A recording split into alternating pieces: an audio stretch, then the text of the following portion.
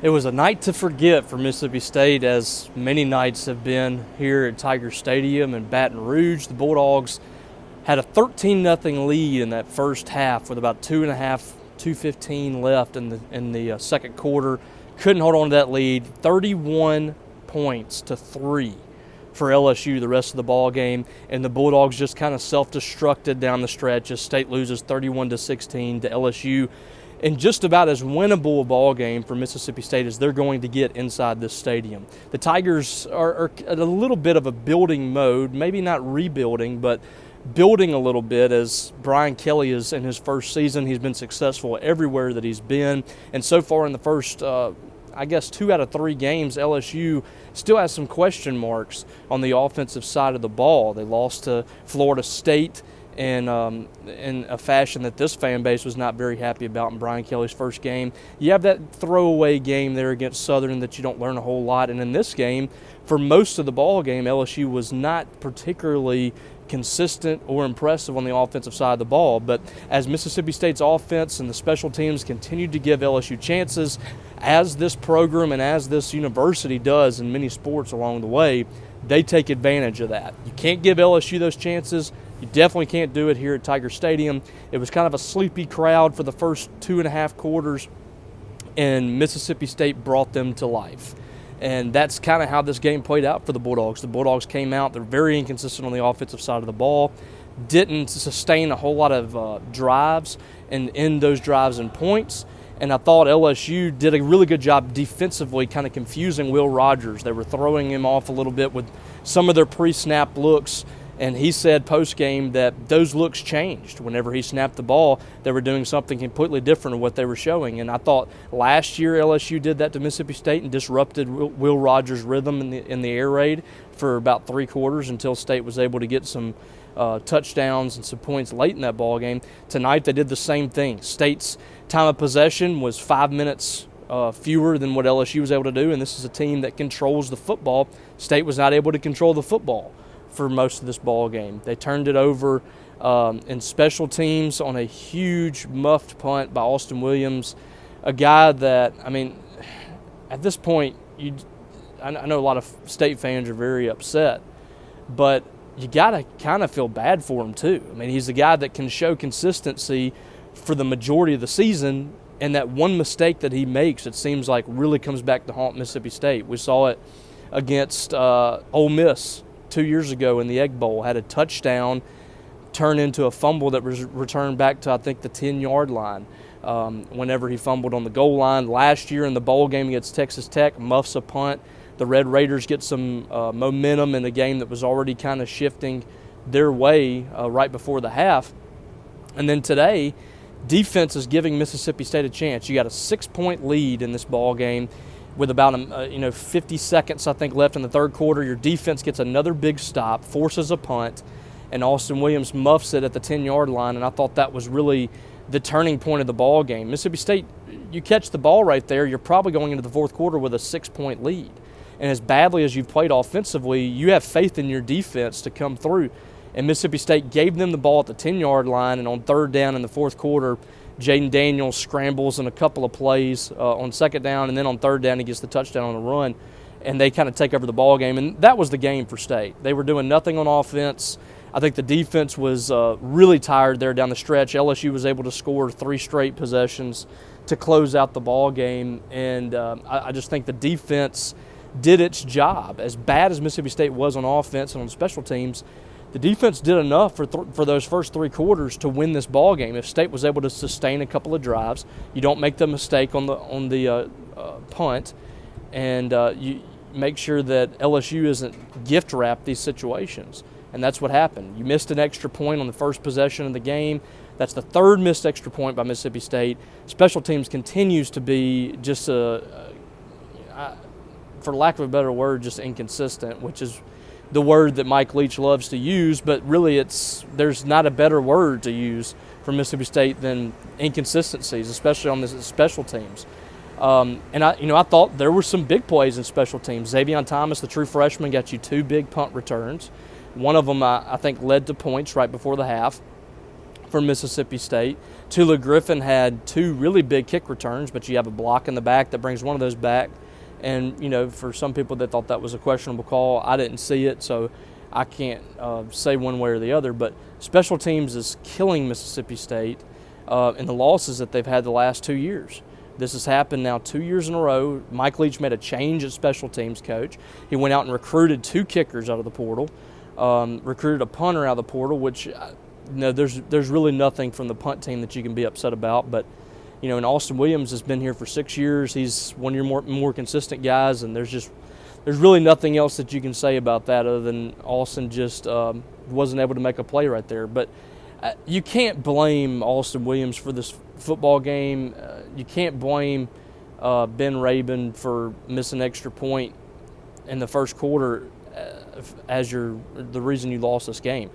Those are reasons you lost this game, but I think it boils down to Mississippi State being just completely ineffective offensively for 4 quarters. They got enough done to still win the ball game, I think, but still, I just, if you come out and execute like you're supposed to execute, you win this game here, and you're 3-0. And as badly as you looked in spots, people were talking about this Mississippi State team could be possibly the second best team in the West. That's how different the perspective is of this ball game if Mississippi State wins it. They're in the top 25, maybe the top 20 on Sunday when that poll comes out. And you start to say, well, Arkansas struggled against Missouri State. Texas A&M has already lost to App State. It's basically down to, you feel like Ole Miss and Mississippi State has shown the most consistency, I guess, in their first 3 ball games. And instead, you look at this team, and I look at this team after this game as, here you go again. This is another game where Mississippi State cost themselves the ball game. And I thought that happened last year against Memphis. It happened against LSU in some ways. LSU dominated that ball game early, but I thought State still could have won that game. And a lot of that was on them last year, losing that ball game. You look at the Arkansas game last year, State very well could have won that. Ole Miss took advantage of State not making plays in the first half of that Egg Bowl, and in the second half kind of rolled in that one. So it really feels like Mississippi State is hindering themselves from taking the next step as a football program under Mike Leach. This team has the leadership. They have the veteran guys on both sides of the ball. I think they have enough talent. I saw a lot of people talking about how, this is a talent issue. I don't really think it's a talent issue. I thought State had the talent tonight to win this game. And, maybe part of not making those plays is a talent issue. I disagree with that a little bit. I think State has players that are capable of making those plays, and they just didn't make them. But, you let an LSU team off the hook that I thought is still kind of finding themselves. And State has the veteran team. State came out in the first possession and got to stop defensively, got to score offensively. You did exactly what you needed to do. You did what you did in 2014 when you came here and won. And for the rest of the ball game, they weren't able to capitalize on that. And this felt a lot like that Memphis game last year for Mississippi State. They didn't take advantage. LSU made them pay. And I think the last 2 years, Mississippi State's not had a better chance to beat LSU in the last decade or more. Those opportunities have been there for Mississippi State to beat a team that's still finding itself. Last year, that team was teetering. Ed Orgeron was going to be fired at some point, and things were starting to – he was standing on the edge of the cliff, and State couldn't push him over. They actually pulled him back in and allowed LSU to have a little more life. And the LSU fans, I'm sure, are thinking after this ball game that their team's starting to figure it out a little bit. I think they're going to have some issues with their passing offense as the lights go down here at Death Valley.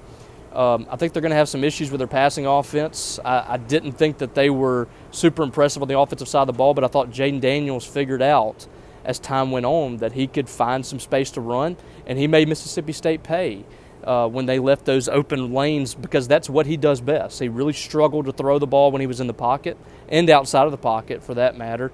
But I thought when it mattered, LSU made the plays and Mississippi State didn't. even when they went up 17-16, they had the ball. State had a chance to get off the field there. Jaden Daniels completed 3 passes on 3rd down.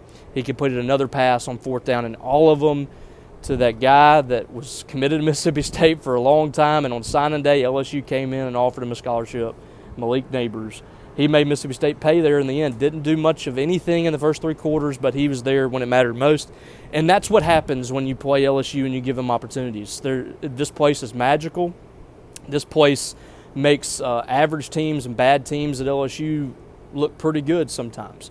When you get this crowd behind you, and Mississippi State allowed this crowd to come alive, you give this team a chance. They're going to find ways to do it. They do it in basketball, they do it in baseball, and they do it here in football too. And Mississippi State let LSU off the hook, I thought, in this game. Disappointing outcome for Mike Leach and company, but they've got to get back to work. And this is a game that a lot of us picked Mississippi State to lose preseason. But I thought after what we had seen in the first 3 weeks or 2 weeks from both of these teams, I thought Mississippi State had the guys to come in here and do it. I think they still did have the guys to do it. They just didn't execute. But this is one of those games that was kind of a swing game for Mississippi State. You win this ball game, you got a chance to go on a roll here. Bowling Green, A&M, and Arkansas, 3 winnable games. And then you got Kentucky on the road after that. But now, I mean, you look at the schedule, these games that are right there for the taking for Mississippi State are starting to slip a little bit. You got Bowling Green, you got East Tennessee. And other than that, I mean, Auburn does not look very impressive right now. That's a game that's winnable for State. And I still think Texas A&M and Arkansas is as well. But your margin for error is getting really slim. And that's really kind of the, I guess, kind of the message of, Mike Leach's whole offense and his whole teams. I mean, it feels like Mississippi State has a very small margin of error. And tonight we saw that. A couple of plays here and there, they're going to lose you the ball game. And that's what happened to State tonight. So 31-16, Mississippi State falls here at Tiger Stadium. You got to give LSU credit. They took advantage of opportunities. Mississippi State did not. And the Bulldogs now 2-1 on the season, just like they were last year. But there's a lot of opportunities ahead. And as we know, these games happen for Mike Leach. But you also see those ball games that he's not expected to win, that he wins. So that's still out there as well. Mississippi State just cannot have many more games like this if it wants to take the next step as a team. But disappointing night here tonight for sure. For me personally, enjoyed being here at Tiger Stadium. First time I've ever been inside this place, and it really is a special place, probably one of the most special environments in college football. Very loyal fan base, and they'll let you hear it whenever things are going bad for you, both for the opposing team and the home team. But they're the ones that get to celebrate in this one. Mississippi State comes up short on an opportunity to win back-to-back here for the first time since 1983. But the Bulldogs lose this one, and they'll go back to work this week. Bowling Green coming up next week, 11 a.m. at Davis Wade Stadium. Can't imagine there'll be a huge crowd there. It's probably going to be 95 degrees, 11 a.m. I wouldn't really be upset at anybody for not coming to that, but we'll see what happens. But State's got to get back to work. They got to have a big run here because they got a tough schedule ahead. But thank you guys for checking in. We've enjoyed the coverage that we brought you tonight. Go check out 247 to see all the coverage that we have from the game. Come on the board, rant, yell out whatever you want to, as long as it's not obscenities. Scream at us. I don't care. You guys get it out of your system. But come check us out nonetheless. We'd love to have you over there. But thank you guys for tuning in. Thank you guys for your support on our website as well. And don't forget, if you're not subscribed to this YouTube channel, go subscribe. Help me out. I'd really appreciate it. But appreciate you guys. Hope you have a great rest of the weekend.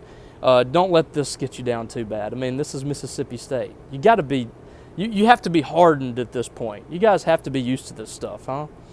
I mean, it's sadness 24/7. That's okay. All right, guys. You guys have a good rest of the weekend. Be safe. We'll talk to you probably Monday. See you guys later.